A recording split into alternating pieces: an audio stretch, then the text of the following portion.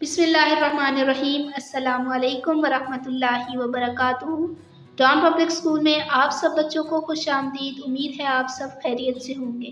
سبق نمبر 4 جس کا نام ہے ہمارے قائد۔ اس سبق میں ہم نے پچھلے لیکچر میں جانا تھا کہ قائد اعظم جب وکیل بن کر آئے تھے تو انہوں نے سب سے پہلے وکالت شروع کی تھی بمبئی سے، اور اس وقت ہندوستان پر حکومت کرتے تھے انگریزوں کی حکومت تھی، اور انگریز اپنے جانے کے بعد یہ حکومت کس کو دینا چاہتے تھے؟ یہ ہندو قوم کو حکومت دینا چاہتے تھے۔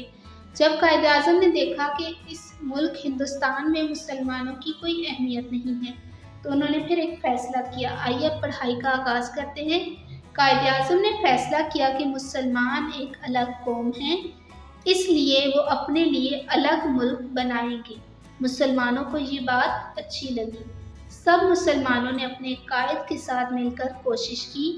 اللہ تعالیٰ کی مہربانی اور قائد اعظم کی دانائی سے 1947 میں ایک آزاد ملک وجود میں آ گیا جس کا نام پاکستان رکھا گیا۔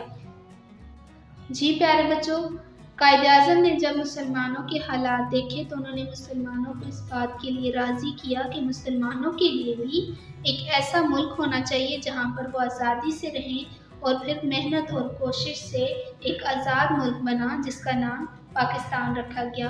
تو آج کا سوال نمبر 3 ہے، قائد اعظم نے ہندوستان کے مسلمانوں کے لیے کیا فیصلہ کیا؟ اس کا جواب ہے مسلمان اپنے لیے الگ ملک بنائیں گے۔ اسی کے ساتھ ہمارے پاس بک ایکٹیویٹی ہے، درست جواب پر دائرہ لگائیں۔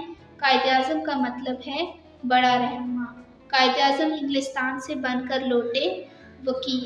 قائد اعظم نے وکالت شروع کی بمبئی سے، اور قائد کے ساتھ الگ وطن بنانے کے لیے کوشش کس نے کی تھی؟ مسلمانوں نے۔